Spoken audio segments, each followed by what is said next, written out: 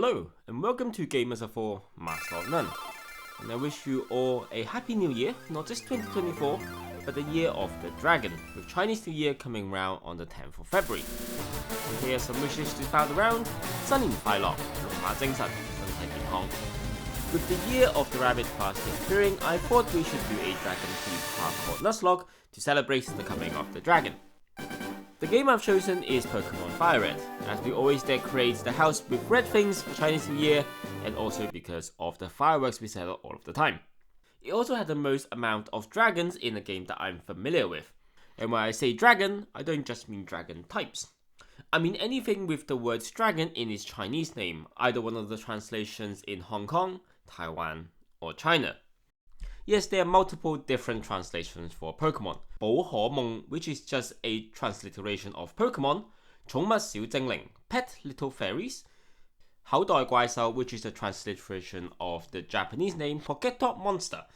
And 神奇寶貝, magical babies. Now I know Flagon AG has done a very similar challenge to this, but the encounters are going to be slightly different, and it's going to be me doing it. Can you guess which Pokemons are going to be on our list? Stay tuned and find out. I named myself Dragon and my rival Rabbit, as we're always going to be chasing after the Year of the Rabbit. Our first encounter is going to be Charmander, 小火龍, little fire dragon, which evolves into Charmeleon, 火恐龍, fire dinosaur or fire terror dragon, and Charizard, 噴火龍, fire breathing dragon. So that sorts out our choice for our starter and locks our rivals into Squirtle. The nicknames I'm going to give to my dragons might be a bit strange to you guys, but it's actually from the old Chinese legends, the 9 sons of the Dragon King, 龍生九子, and I'll be using the Mandarin pinyin for the names. The nature of our dragon-themed run, with Charmander as our starter and our encounter list, we're going to struggle with the early game. Getting past Brock is going to be a hurdle. So with some studying, the only option we have is to get Charmander past level 13, where he learns Metal Claw, which is super effective against Rock type, but Brock's Onix also have Rock Tomb, a super effective move against our Charmander, as demonstrated in our first run. So how do we get around that? According to our hardcore Nuzlocke rules, we can't overlevel past the Gym Leader's Ace, which is the level 14 of Onix, and we can't use items in battle either. So if we just keep throwing ourselves at Brock, we would get nowhere. Or would we? Tackle. Oh, we are slower. On attempt 2, I discovered the solution. Just be slower. As you can see here, where Onix goes first, instead of the higher damaging super effective Rock Tomb, the AI just goes for Tackle, dealing very little damage. I know that the AI like to use status and speed controlling moves, but it is just mind-boggling that the higher damaging and super effective moves are not prioritized. Nice. A crit! Let's go! And attack boost at the end. I'm surprised that only took the second attempt. So with Charmander evolving into Charmeleon after the fight, we can proceed to Route 3, avoiding as many trainers as we can to try and keep Charmeleon's level as low as possible so that we can switch train our next encounter. Magikarp, 鯉魚王, Carp King evolves into Gyarados, 鯉魚龍, Carp Dragon at level 20, which is just one level under the next level cap. The problem with Magikarp is that it only knows Splash, a move that has zero effect, and don't learn an attacking move, Tackle, until level 15. Doing switch training means that both Pokemon get the same amount of experience points, and Charmeleon quickly reaches the level cap before Magikarp can reach level 15 to train by itself. Meaning that we head into the water type gym of Cerulean City solo with Charmeleon. Not what I'm looking for.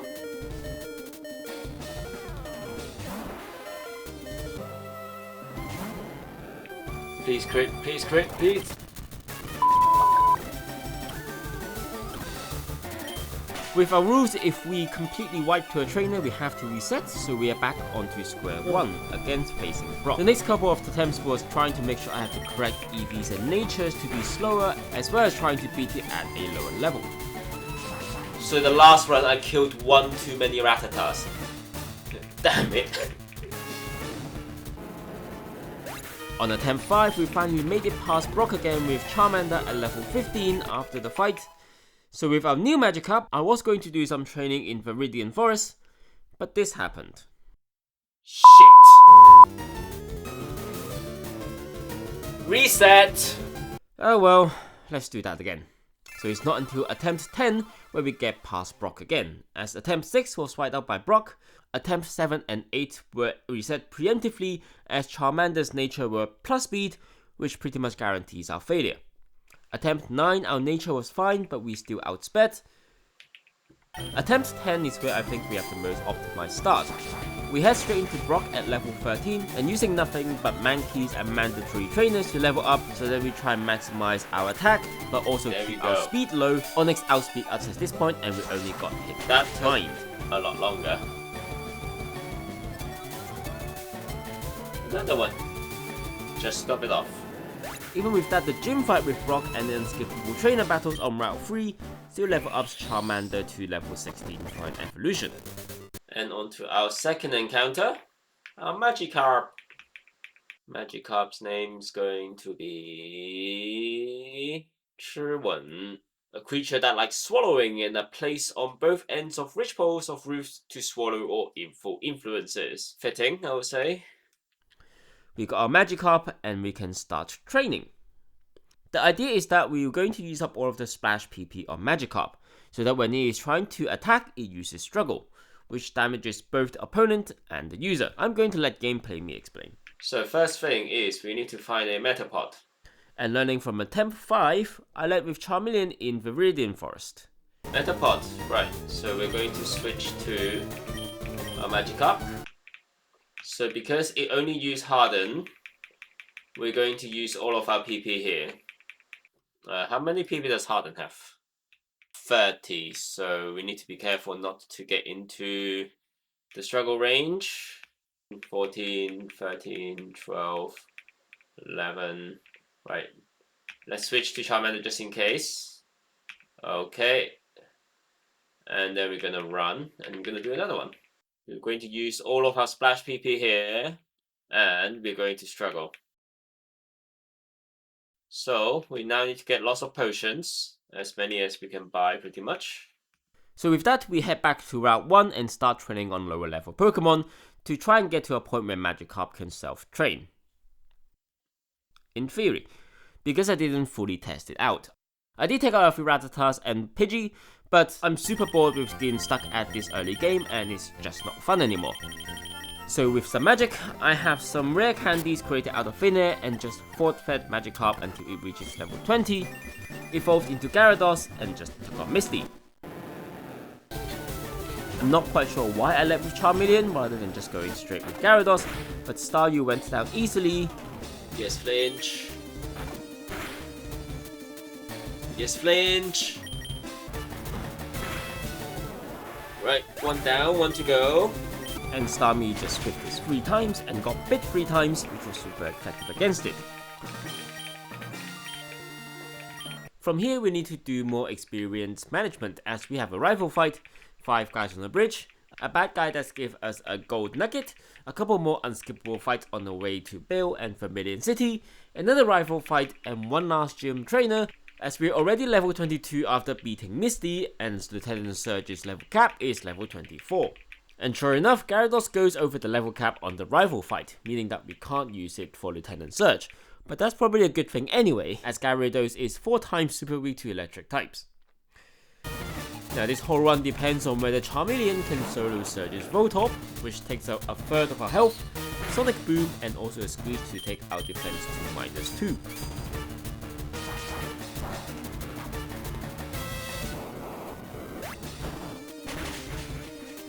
We outspeed the level 18 Pikachu and KO it with 2 digs, but also gain paralysis from Pikachu static. Now Dig won't kill Raichu here, but Surge has also used all of his potions on Voltorb and Pikachu. So he's now down to Charmeleon on whether he wields. Please no para. Please no para. Oh no, that's +2 evasion. We need to go through the para and hit and crit and missed. That's +3 evasion. We missed that, probably I pressed the speed up. +5 evasion?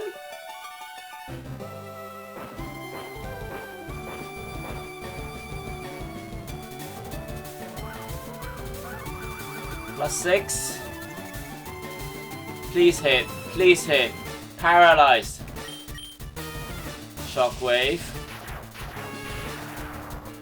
Don't kill. Dig.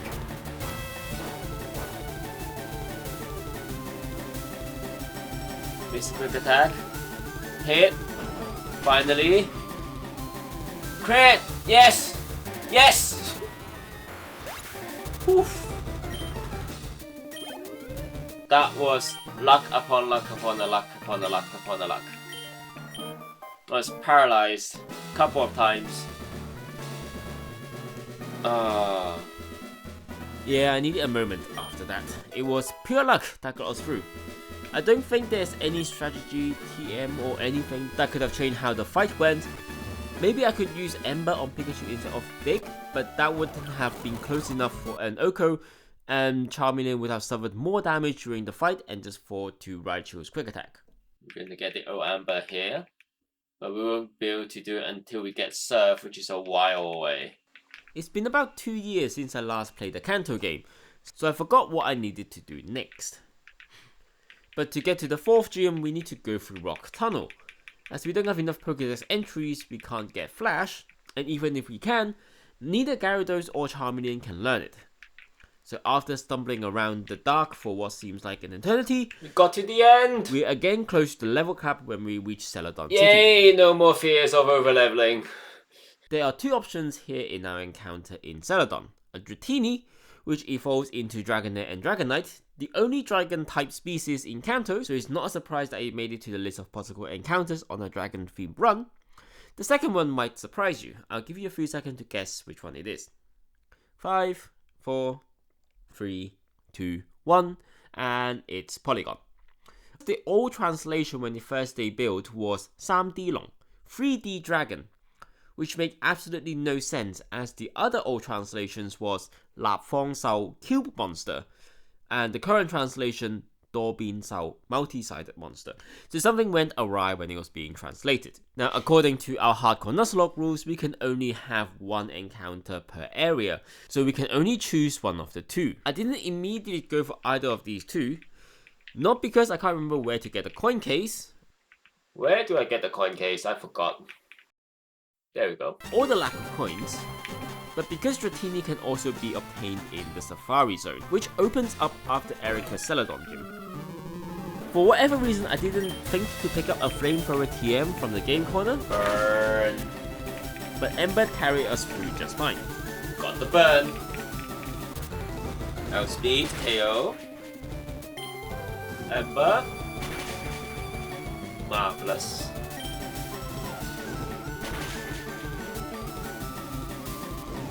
And a burn. Do we KO? We don't. Don't para. Thank you. Even though we did have a slightly scary moment where if we had been paralyzed, we would have been in a bit of a pickle. After that, I went to Lavender Town to attempt to get past the Team Rocket event, but totally forgotten that I needed the Silph Code. So back we go to Celadon to deal with Giovanni. Gyarados' water powers doing the majority of the work. Easy. We breezed through Rocket Grunt in the Pokemon Tower, ran away from Snorlax, got the Super Rod, and finally arrived in Fuchsia City for the majority of the encounters and where the game gets easier for us. With the Super Rod we can get a Horsey on Route 19 under Fuchsia City. Luckily for us we fished it up in one go, but unluckily for us we only have the 5 Pokeballs we started with and an extra Great Ball. So if we don't manage to catch it in 6 turns, it's gone for now. Luckily we got it on our 3rd ball and the chosen name of it is Basia. A hybrid of reptilian, animal and dragon, creature that likes to drink water. Kind of fitting, I guess. I guess Seahorse likes to drink water. Now Horsey's name in Chinese is Mak Hoi Ma. Ink Seahorse. Its evolution Seadra is Hoi Qi Long, Spiky Sea Dragon. We could modify the game to give us a Kingdra, Hoi Long Wong, Sea King Dragon, which is half dragon type, but it's not normally obtainable with just 1 copy of the game. So we're gonna hold off that thought for now. After that, we go into the Safari Zone for our 4th encounter. Alternating between fishing and exploring the grass gave us a lot of ineligible encounters, but we finally landed on Rhydon, which evolves into Rhydon, Tiga Bolong, Iron Armor Violent Dragon, or Iron Armored T-Rex. So it still has the word dragon in it, so it counts. The other translation for Rhydon is Jun Gok Sai Sao, Spinning Horn Rhino Monster, which sounds more fun, but doesn't have the word dragon in it, so we're gonna go with the translation that does give it the word dragon. Yazi, hybrid of a Daho and Dragon, creature that likes to fight, is aggressive, and normally found on crossguards on swords and ornament. Actually, that's a good one. Yazi. That's actually going to be very useful as an encounter. So not getting a Dratini in the Safari Park, we headed back into the game center in Celadon to obtain our Dratini, Mai Lei Long, Mini Dragon. Chao Feng? A creature that likes to adventure. I think that fits. Let's go with that. And force feed the entire team with more food that's served at Lin Ye Fan. New Year's Eve dinner, we evolved Dratini to Dragonair, Ha Hak Long, which is a transcription from the Japanese name Kaklu, White Dragon. The Koga fight is quite annoying as there are many status effects, and without any berries or help items that can help us, or super effective move against poison types, because Rhyhorn doesn't learn the ground type move until after the level cap of the 8th gym, and my Pokemon can't learn the move Psychic, we're in for a bit of a tough fight. We do have one key thing that can help us, the move Safeguard, which protects the user's party from all status problems for 5 turns, meaning that in those 5 turns we don't have to worry about poison, confusion, paralysis, and sleep, and this is the key to our success. Let's see how the fight went. Right, Koga! Plan is Safeguard,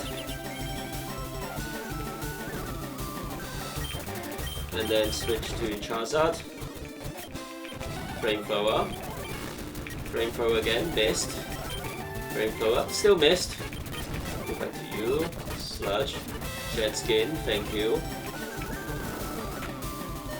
The main issue is that Charizard keeps missing his Flamethrowers on Muk because of Minimize, meaning that Dragonair took quite a few hits, including a critical hit Sludge, bringing it down to red. Strength, missed, but killed by Burn. We brought our Rhyhorn to watch the Muk burn into a crisp. Strength again, self-destruct, then tank a self-destructing coughing like it's nothing. Date for attack drop. Gyarados got poison on his turn to come in. Water Pulse. One more, missed.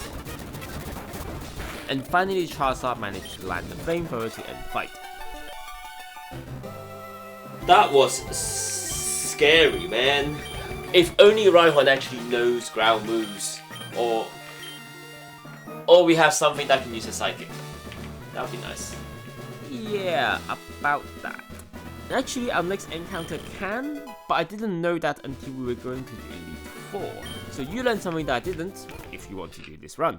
Speaking of our next encounter, we go into Silph Cove, where we narrowly escaped an exploding Electrode. I knew you were gonna go boom!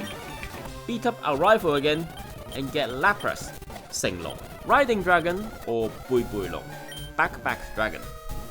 BC. Hybrid of turtle and a dragon, a creature with a large shell able to move carry objects.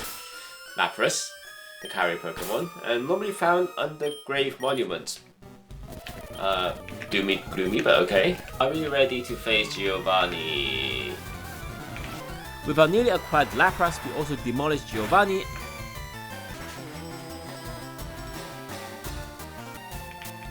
A crit! Super effective crit. Lapras sweep. Let's go.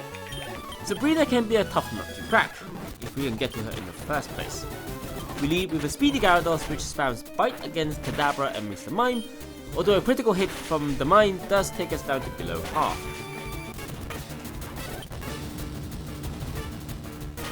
A Flamethrower from Charizard takes out Venomoth, but then the big guns come out, Alakazam, and immediately starts setting up on Calm Mind.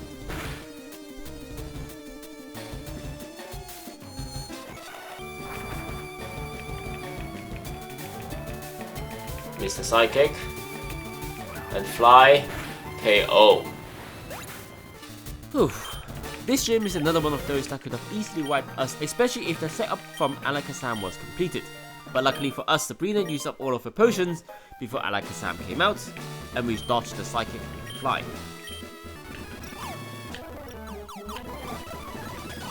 How do I leave this place? After finally managing to get out of the place, we surfed to Cinnabar Island from Pallet Town, revived the old Amber that we have had for the entire game, and accidentally been nicknamed Aerodactyl. After spending way too long in the Pokemon Mansion, we demolished the Fire-type Cinnabar Gym and the Ground-type Viridian Gym with our half-water team without breaking sweat.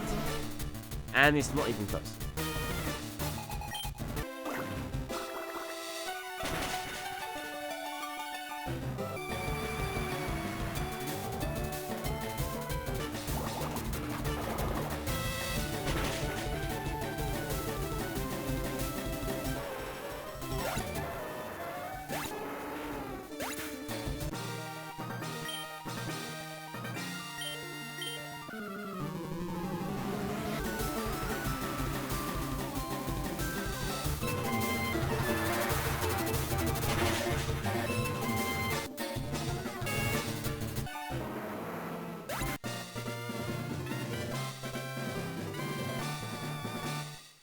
After many checks that I have 8 badges through Route 23 and a small tunnel exploring the Victory Road, we finally arrive at our final challenge, the Elite Four of Kanto.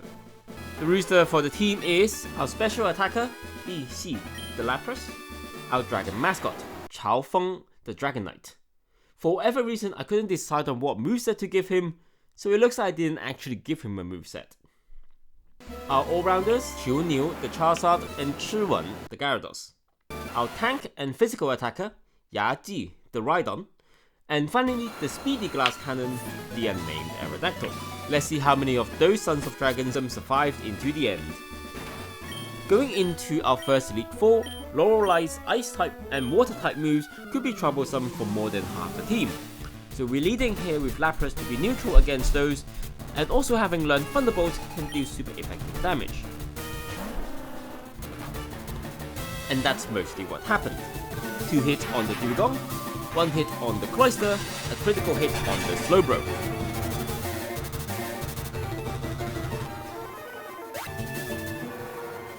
Jinx was really annoying. A switch to Lapras from Lorel meant that I took that out first with Thunderbolts after bringing back in Lapras.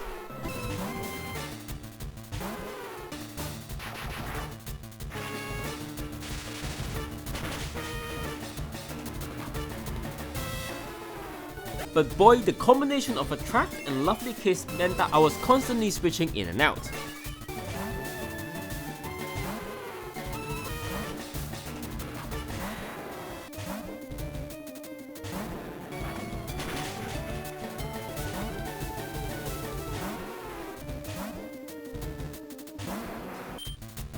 But finally a bite from Gyarados and a flamethrower from Charizard knocked it out.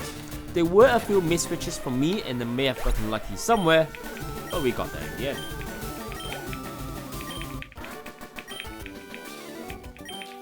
Well, 1 down, 4 to go. Next up is Bruno, the half rock half fighting Elite Four released with Onix. So Lapras still taking the lead. Earth our way through. That's 1. Lapras also knows Psychic, which should come in handy, but we can't afford to lose him here, which is why after being knocked down to half health by Hitmonchan, oh, that does 100. Charizard comes in to finish him, and Machamp.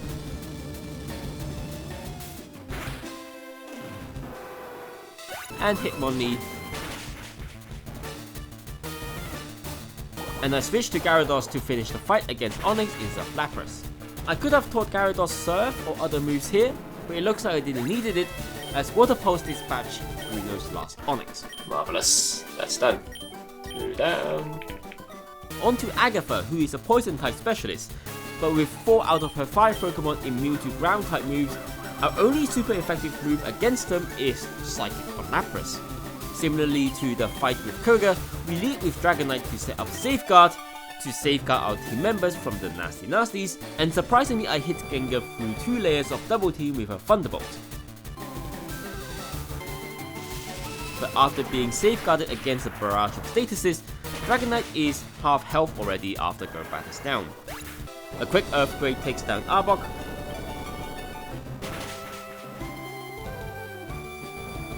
But I did forget to count the turns for Safeguard and send out Laparas instead of Dragonite. A Psychic takes out Haunter, but it's not enough to take out Gengar, and we got statused. I tried to bring out Dragonite to set up a Safeguard, but Gengar is faster, so Dragonite also got sent to sleep. Gyarados is up next to try his luck, and he got poisoned. Oh no, poison! We barely just don't kill Gengar with a bite, but we need to switch out again after a few turns.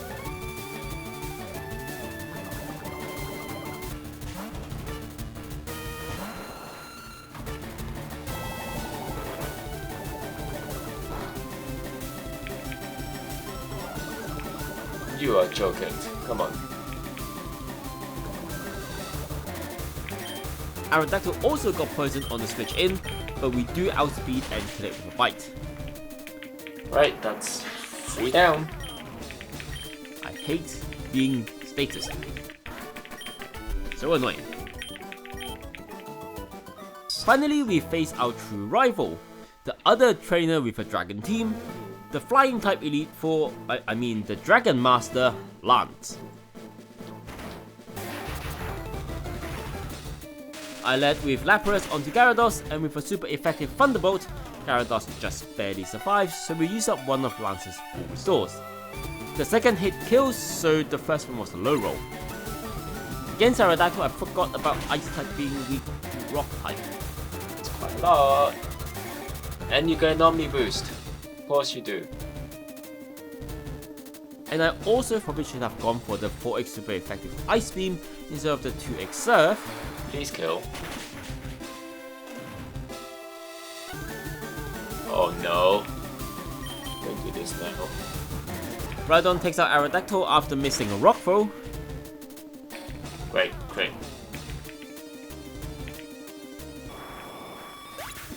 And 2 Earthquakes take out his 2 Dragonites.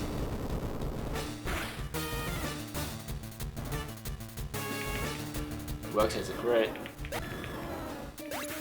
And we finally get to face Dragonite. down his ace, Dragonite. Outrage. Oh, that's a lot.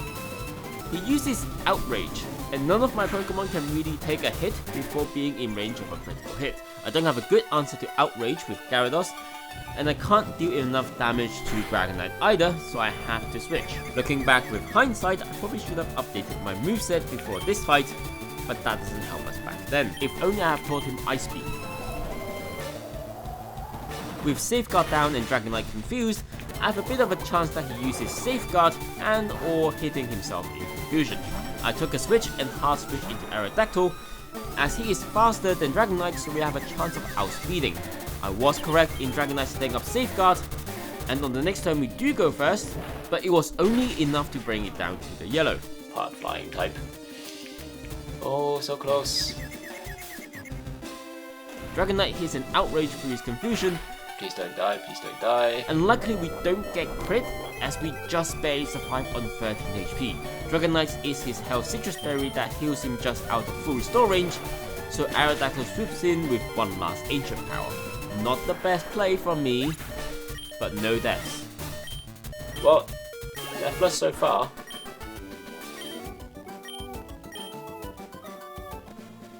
You probably would have thought that since the last match I was actually going to update my moveset, but because the last fight was so intense, I didn't manage to do that. I also didn't level up my Pokemon all the way to the level cap to match the level 63 of Rabbit's Blastoise. Right. Right, Rabbit, this time has come for you to hand over the year to the year of the Dragon. Most powerful trainer in the world.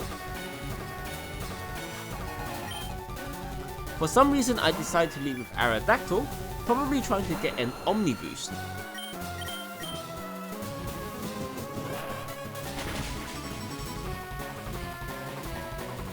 but the critical hit Ancient Power does outspeed and Oko Pidgeot. That brought out Blastoise, and we switch into Lapras to take a Hydro Pump. Thunderbolt wasn't enough to do more than half damage, but then Rabbit switched to Executor.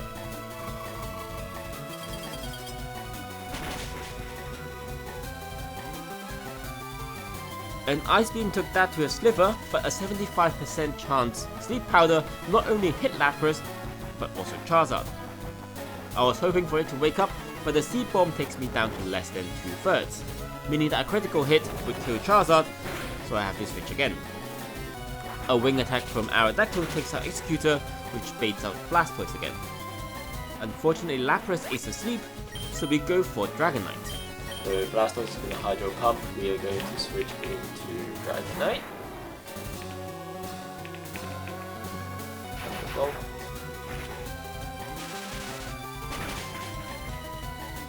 The Thunderbolt scares him away, bringing out Rhydon. And then we through Blastoise. You're going to go Rhydon.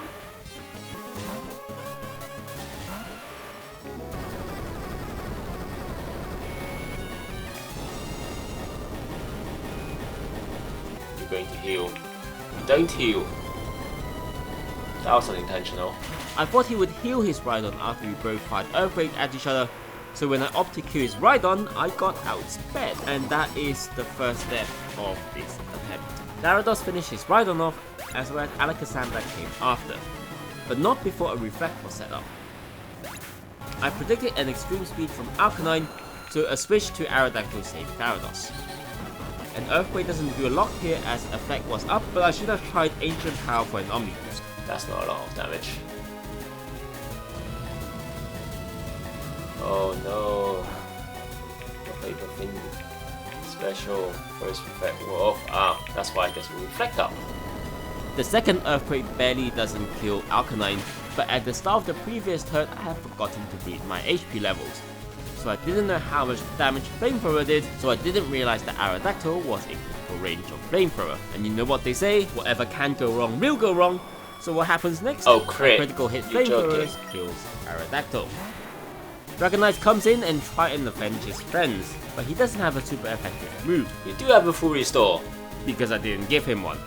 So we're in a dragged out battle with me trying to use Thunderbolt to deal the most amount of damage I can while taking a lot of damage.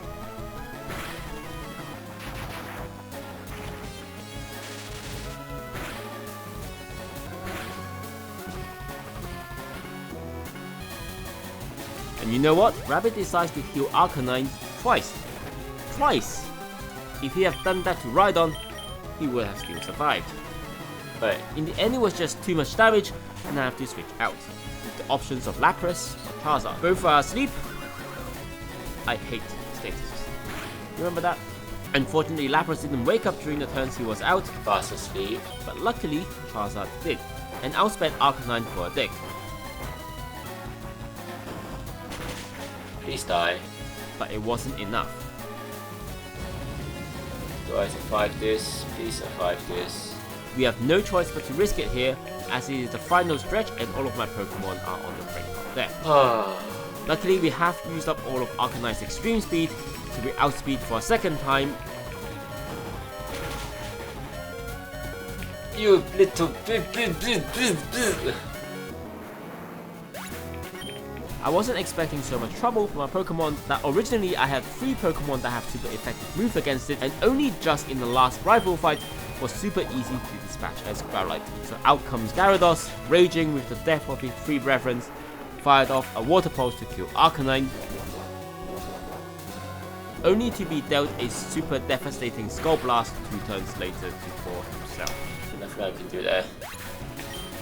Dragonite then comes out, desperately trying to keep this entire run alive. We are slower though, aren't we? Missed! And Blastoise missed his Hydro Pump. Please don't miss. Please kill. Oh. Which means our Thunderbolt finally ends the battle and the challenge.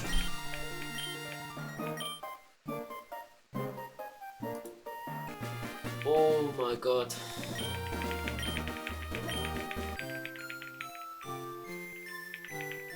That was brutal.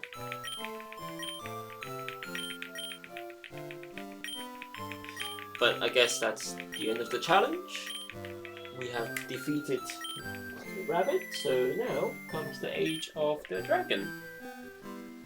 So that's it. 2023 has been a tough year for many, and we go into 2024 with the scars of our fellow dragons, Rhydon, Charizard, Aerodactyl, and Gyarados. But we have prevailed through 2023, and the year of the dragon will be better for us if we believe in it and if we work hard towards it. I'll be doing more Pokemon challenge runs like this on the channel, so if you like Nuzlocke runs or Pokemon cards or just gaming in general, give this video a like, subscribe to the channel, and I'll see you in the next video of Gamers of 4, Master of None. Happy New Year. Bye!